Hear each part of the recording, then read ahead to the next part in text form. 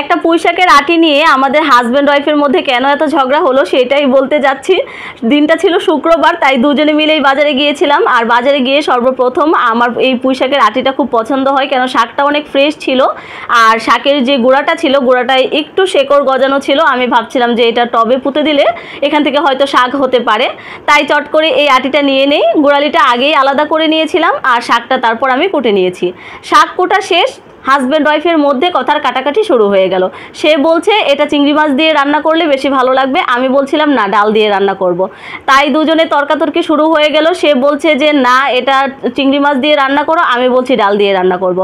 এখন তর্কাতর্কি শেষে রান্নাঘরে চলে গেলাম, চলে গিয়ে আগে শাকটা ভালো করে ধুয়ে নিলাম। তখনও সে এসে বলছে কি চিংড়ি মাছ দিয়ে রান্না করছো তো? আমি বললাম হ্যাঁ হ্যাঁ রান্না করছি, যাও। এই জগতে কে শুনে কার কথা, আমিও কি ছেড়ে দেওয়ার পাত্রী? তাই প্রথমে কড়াই চাপিয়ে অল্প একটু তেল গরম করে তাতে দিয়ে দিলাম পেঁয়াজ বাটা। পেঁয়াজ বাটাটা একটু ভালো করে ভেজে নিয়ে দিয়ে দিলাম লবণ, হলুদের গুঁড়া, মরিচের গুঁড়া, ধনিয়ার গুঁড়া আর অল্প একটু জিরার গুঁড়াও দিয়ে দিয়েছি। তারপর মশলাটা ভালো করে ভেজে, স্বামী যেহেতু বলেছে যে সে চিংড়ি মাছ দিয়ে খাবে, না করি কিভাবে, চিংড়ি মাছটাই দিয়ে দিলাম। চিংড়ি মাছ দিয়ে চিংড়ি মাছটা খুব ভালোভাবে নেড়ে চেড়ে ভেজে আমি এটাকে কষিয়ে নিলাম কয়েক মিনিটের জন্য। কষানো শেষ হয়ে গেল। কষানো শেষ হলে তখন নিজের মনের ইচ্ছাটাকেও তো দাম দিতে হয়, তাই না? তখন দিয়ে দিলাম আগে থেকে ধুয়ে পরিষ্কার করে রাখা ডাল। ডাল দিয়ে ভালোভাবে নেড়ে চেড়ে ডালটা কিন্তু খুব ভালোভাবে ভেজে নিয়েছি।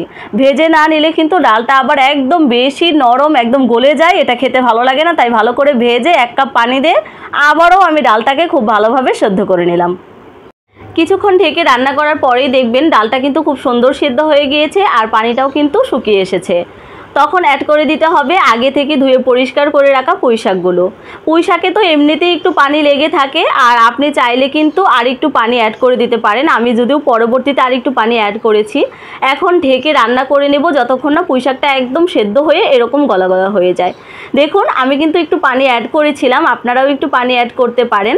তারপর আমি কয়েকটা কাঁচামরিচ দিয়ে দিলাম, আস্ত কাঁচামরিচ শুধু ফ্লেভারের জন্য।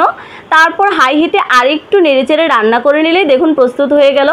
আর এই তরকারিটা থেকে এত সুন্দর ফ্লেভার আসছিল, আমি মনে মনে ভাবছিলাম যে স্বামী স্ত্রীর ঝগড়া হয়ে খুবই ভালো হয়েছে, কেননা দুজনের ঝগড়াতে একটা সুন্দর আইটেম খেতে পারলাম। এই তরকারিটা অনেক বেশি মজা হয়েছিল। আপনারাও এরকম স্বামী স্ত্রী ঝগড়া করে বাসায় এরকম রেসিপি প্র্যাকটিস করতে পারেন। আর যদি ভালো লাগে আমার রেসিপিটি তাহলে প্লিজ আমার চ্যানেলটি সাবস্ক্রাইব করে দিবেন আর ফেসবুক পেজটি ফলো দিয়ে দিবেন।